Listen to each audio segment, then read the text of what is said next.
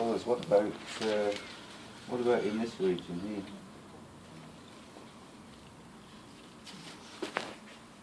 What lies there? You see it? Yeah, can you? Tuberosity navicular, going back horizontally. What do you think lies there? I think it might be useful if we had a skeleton as well. I know, we're getting a bit. I don't get a skeleton. You need to do it on this foot as well. I realise how I'm going to draw on the other one. And there, you're going to put this on. This is my phone. Is that? Let's have a look here. I can't think of the word. Oh yeah. It's alright. So just go live it, yeah. Directed. That's the directed. That's the directed study stuff, isn't it? What Yeah. It's just everything that's been mentioned, isn't it? So it's the large test. Has everyone done the directed study for foundation No. medicine? Yeah.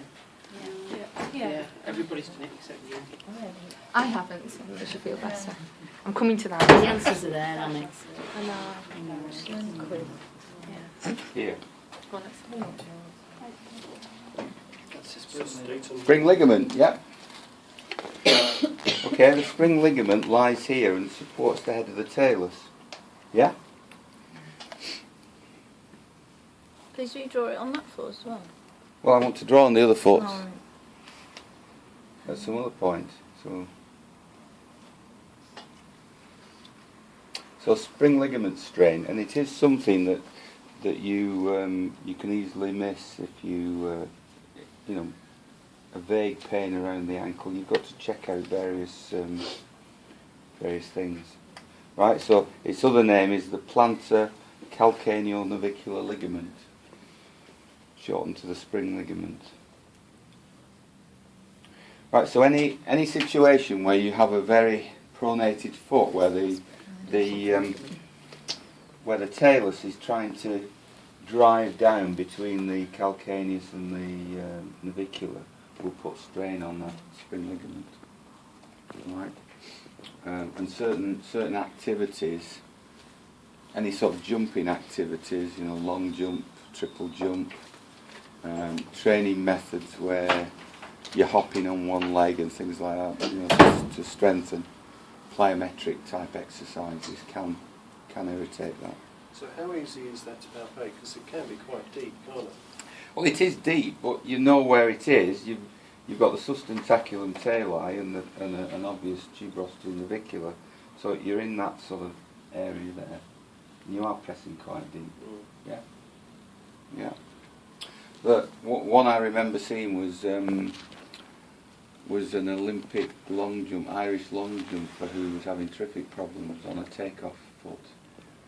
And she'd had some insoles, but they'd not actually supported the arch properly because the spikes that she was wearing were very flimsy and not much room in them. So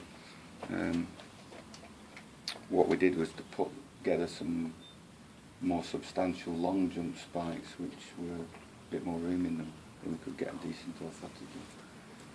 So it's easily missed if you don't know that the condition exists.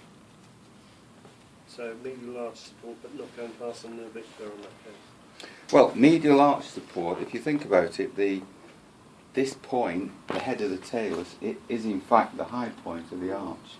So what you want to do is to make sure the profile is accurate to that profile.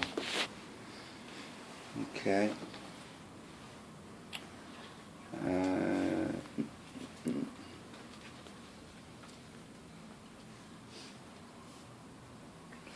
Another condition that you can come across is you think about the talonavicular joint, yeah, and you think about what happens. You know when we put the subtalar joint in neutral position, we're making sure that joint is congruent, aren't we, aligned correctly. So what's going to happen if the foot pronates is that if you imagine this is the navicular and this is the head of the talus, what's going to happen when the foot pronates is the talus moves medially like that, doesn't it? Yeah, and pops out on the inside, right? So if you think about the curve between the two bones, they should fit together properly. If you do that, you're going to get the two bones not fitting together properly, aren't you? And what will that mean? That will mean you're going to get an even compression between the two bones. Yeah. So what you can get is pain along the talonavicular joint line, particularly in a foot where there's a lot of displacement of the talus relative to the navicular.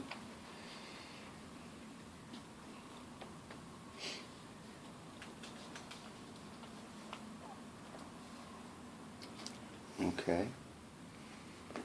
So how do you resolve that? Well, if you realign the foot so that the head of the talus doesn't pop out from the, if you get it more in line, you will reduce the pressure between the two bones. Right.